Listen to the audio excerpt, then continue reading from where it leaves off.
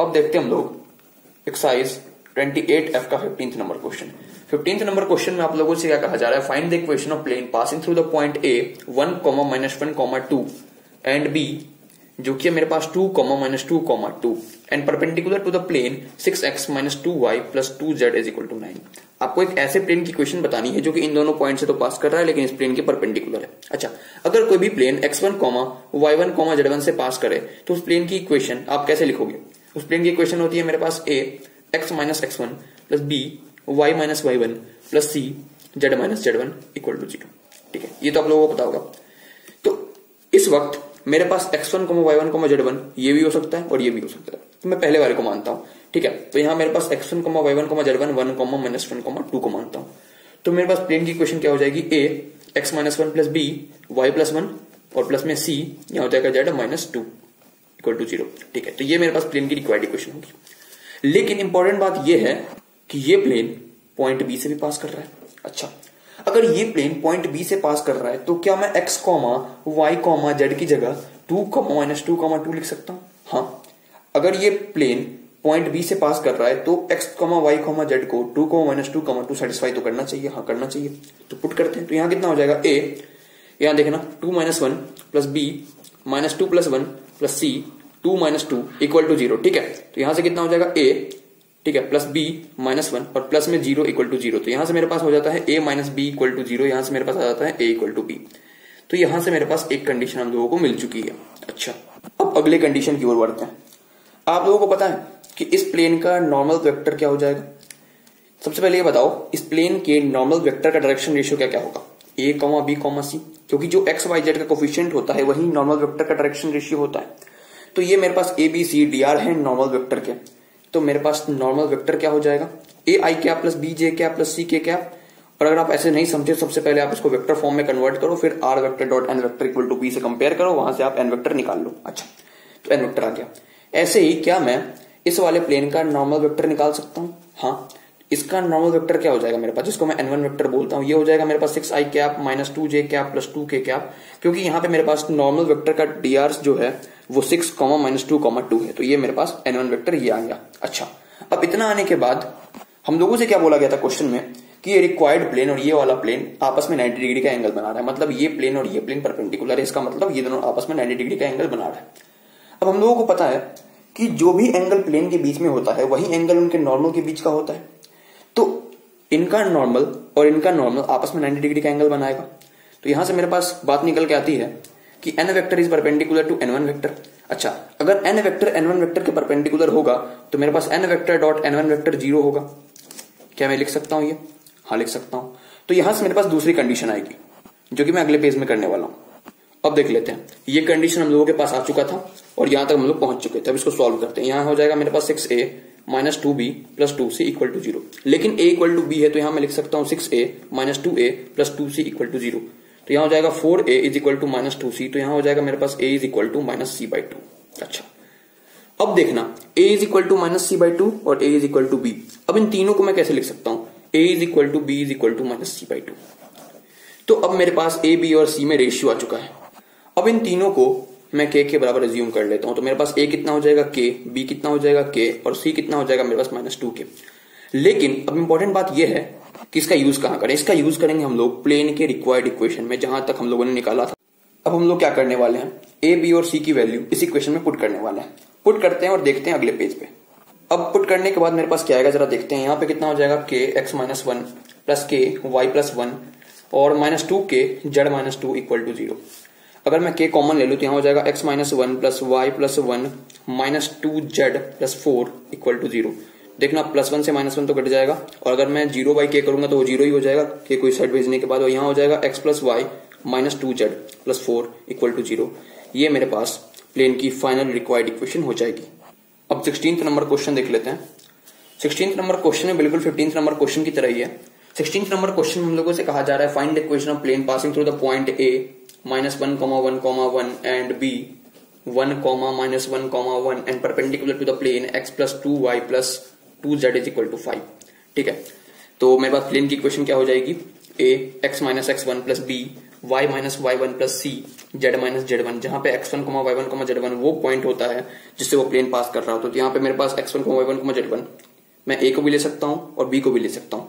तो मैं a को ही लेके चलता हूँ। तो यहाँ हो जाएगा a x plus 1 plus b y minus 1 plus C z minus 1 equal to 0। अब इंपॉर्टेंट बात यह है कि ये प्लेन पॉइंट बी से भी पास कर रहा है। तो क्या मैं x y z की जगह 1 माइनस 1 सब्स्टिट्यूट कर सकता हूँ? हाँ कर सकता हूँ, क्योंकि ये प्लेन अगर इस पॉइंट से पास कर रहा है तो पॉइंट बी इस प्लेन को सेटिस्फाई करना चाहिए, इसमें मैं पुट कर सकता हूँ। तो a 1 plus 1 plus b minus 1 plus c 1 minus 1 equal to 0। क्या हो जाएगा मेरे पास 2a माइनस 2b और प्लस 0 इक्वल टू 0। तो यहां से मेरे पास 2a इक्वल टू 2b आ गया, यानी कि यहां से मेरे पास a इक्वल टू b आ गया। अब a इक्वल टू b आने के बाद मैं अगले स्टेप की ओर बढ़ता हूं। अगला स्टेप अगले कंडीशन को यूज करने से मेरे पास फुलफिल हो जाएगा। अगला कंडीशन क्या है कि ये जो मेरे पास प्लेन की इक्वेशन है, ये प्लेन और ये प्लेन परपेंडिकुलर है।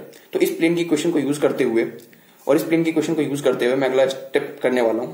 सबसे पहले मैं इस प्लेन का नॉर्मल वेक्टर लिखता हूं। नॉर्मल वेक्टर कैसे लिखूंगा? नॉर्मल वेक्टर हो जाएगा मेरे पास a i cap plus b j cap plus c k cap. ऐसा कैसे? क्योंकि जो भी मेरे पास x y z का कोफिशिएंट होता है वही मेरे पास नॉर्मल वेक्टर के dr होते हैं, मतलब नॉर्मल वेक्टर के डायरेक्शन रेशियो होते हैं। अगर मेरे पास a b c normal vector के डायरेक्शन रेशियो होंगे तो क्या n वेक्टर इस टाइप से नहीं लिखा जा सकता है? हाँ लिखा जा सकता है। तो इसी प्रकार से अगर मैं इस प्लेन का नॉर्मल वेक्टर लिखना चाहूं जिसको मैं n1 वेक्टर नाम देता हूं, तो वो मैं कैसे लिख सकता हूं? वो हो जाएगा मेरे पास i cap plus 2j cap plus 2k cap. अब देखना, अगर ये प्लेन और ये प्लेन आपस में परपेंडिकुलर हैं तो उनके नॉर्मल भी आपस में परपेंडिकुलर होंगे। ऐसा क्यों? क्योंकि दो प्लेन के बीच का एंगल उनके नॉर्मल के बीच के एंगल के बराबर होता है। तो यहां से मेरे पास कंडीशन ये आता है कि n is perpendicular to n1। तो n vector dot n1 vector क्या मैं 0 लिख सकता हूं? हाँ, क्योंकि अगर कोई दो वेक्टर आपस में परपेंडिकुलर है तो उनका डॉट प्रोडक्ट हमेशा 0 होता है। अच्छा, अब इस कंडीशन का यूज करता हूं मैं, तो यहां कितना हो जाएगा मेरे पास a plus 2b plus 2c equal to 0। लेकिन a इक्वल टू b है, तो यहां से मेरे पास a plus 2a plus 2c equal to 0 हो जाएगा। तो 3a is equal to minus 2c हो जाएगा। तो मेरे पास a की वैल्यू कितनी हो जाएगी? Minus 2c by 3। अब देखना, इन तीनों को मैं एक इक्वेशन में लिखता हूं। तो ये कितना हो जाएगा मेरे पास? a equal to b is equal to minus 2c by 3। ठीक है, अब इन तीनों को मैं k के बराबर अज्यूम कर लेता हूं। तो मेरे पास a हो जाएगा k, b हो जाएगा k और c हो जाएगा मेरे पास कितना? Minus 3k by 2। ठीक है, अब a b c की वैल्यू मैं प्लेन के रिक्वायर्ड इक्वेशन में पुट करता हूं और प्लेन की ओरिजिनल रिक्वायर्ड इक्वेशन जो होगी वो निकालता हूं अगले पेज में। अब अगर मैं सब्स्टिट्यूट करूं a b c की वैल्यू इस प्लेन की इक्वेशन में, तो मेरे पास कितना हो जाएगा? k x plus 1 plus k y minus 1 minus 3k by 2 z minus 1 equal to 0। अगर मैं k कॉमन लूं तो यहां कितना हो जाएगा? k x plus 1 plus y minus 1 minus 3 by 2 z minus 1 equal to 0।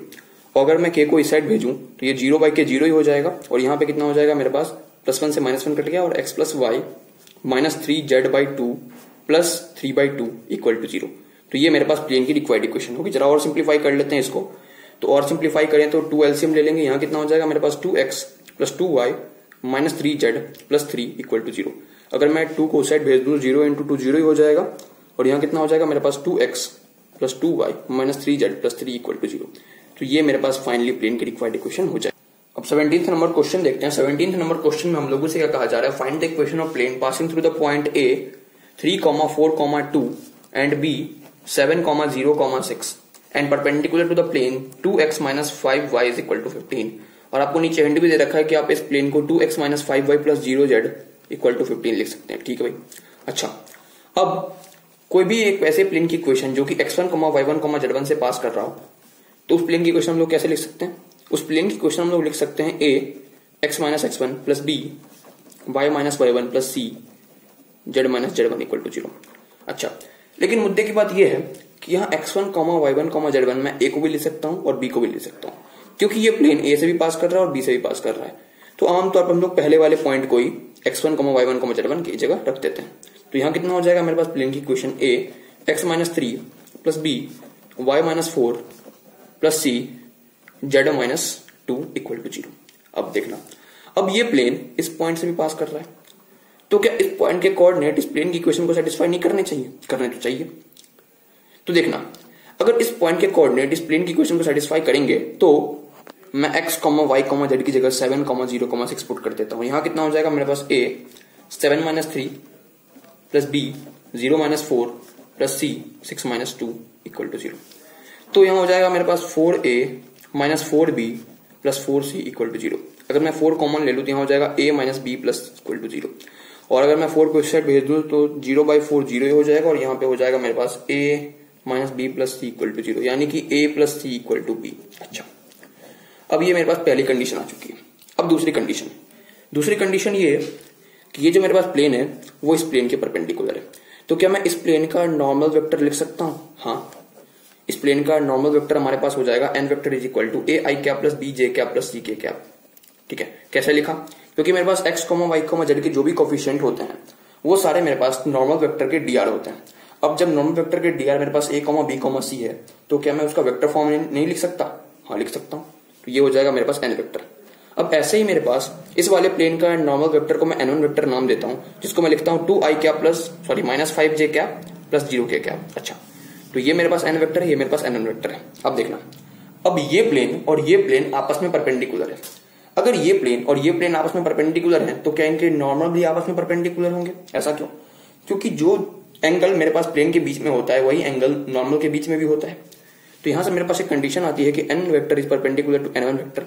अगर कोई दो वेक्टर परपेंडिकुलर है तो क्या उनका डॉट प्रोडक्ट हमेशा 0 होता है? हाँ, होता है, यानी कि n vector dot n1 vector 0 होगा। अब इस कंडीशन का यूज करते हैं। यहाँ कितना हो जाएगा मेरे पास, अगर मैं n vector dot n1 vector करूं तो n वेक्टर तो ये रहा और n1 वेक्टर ये रहा। तो यहाँ हो जाएगा मेरे पास 2a, ठीक है, 2a और -5b प्लस 0 इक्वल टू 0। तो यहां से मेरे पास आता है 2a is equal to 5b। अब देखना, 2a is equal to 5b को मैं अगर और सिंप्लीफाई करूं तो मैं a की वैल्यू 5b/2 लिख सकता हूं। हाँ, लिख सकता हूं। फिर मैं ये a की वैल्यू यहां पुट करता हूं। अगर मैं a की वैल्यू यहां पुट करूंगा तो यहां कितना हो जाएगा मेरे पास 5b/2 plus c is equal to b। अब देखना यहाँ पे c is equal to b - 5b/2, ये हो जाएगा मेरे पास -3b/2 is equal to c। तो अब आगे हमारा काम होगा इन तीनों का रेशियो निकालना। रेशियो निकालने से अच्छा मैं एक चीज एज्यूम करता हूं। क्या एज्यूम करूंगा? यहां मैं b को 2k एज्यूम करता हूं। तो c कितना हो जाएगा मेरे पास -3 × 2k/2, 2 से 2 कट जाएगा और -3k। और ऐसे ही मेरे पास a कितना हो जाएगा 5 × 2k/2, 2 से 2 कट जाएगा 5k। यानी कि b को 2k एज्यूम करने के बाद मेरे पास a की वैल्यू आ जाएगी 5k, b की वैल्यू तो 2k हम लोगों ने एज्यूम ही कर रखा था और c की वैल्यू हो जाएगी -3k। अब a b c की यही वैल्यू ओरिजिनल इक्वेशन में पुट करेंगे, यानी कि इस वाले इक्वेशन में पुट करेंगे। वो करते हैं हम लोग अगले पेज में। तो मैं पुट करने जा रहा हूं। तो यहाँ कितना हो जाएगा 5k x - 3 plus 2k y - 4 -3k z - 2 equal to 0। तो अगर मैं k कॉमन ले लूं, यहां हो जाएगा मेरे पास 5x - 15 plus 2y - 8 -3z plus 6 equal to 0। तो 0/k तो 0 ही हो जाएगा अगर मैं k को इस साइड भेजूंगा तो। और यहां हो जाएगा मेरे पास 5x प्लस 2y -3z और यहां हो जाएगा मेरे पास देखना -8 प्लस 6 -2 और -2 और -15 हो जाएगा -17 इक्वल टू 0। तो ये मेरे पास फाइनल प्लेइंग इक्वेशन होगी। ठीक है।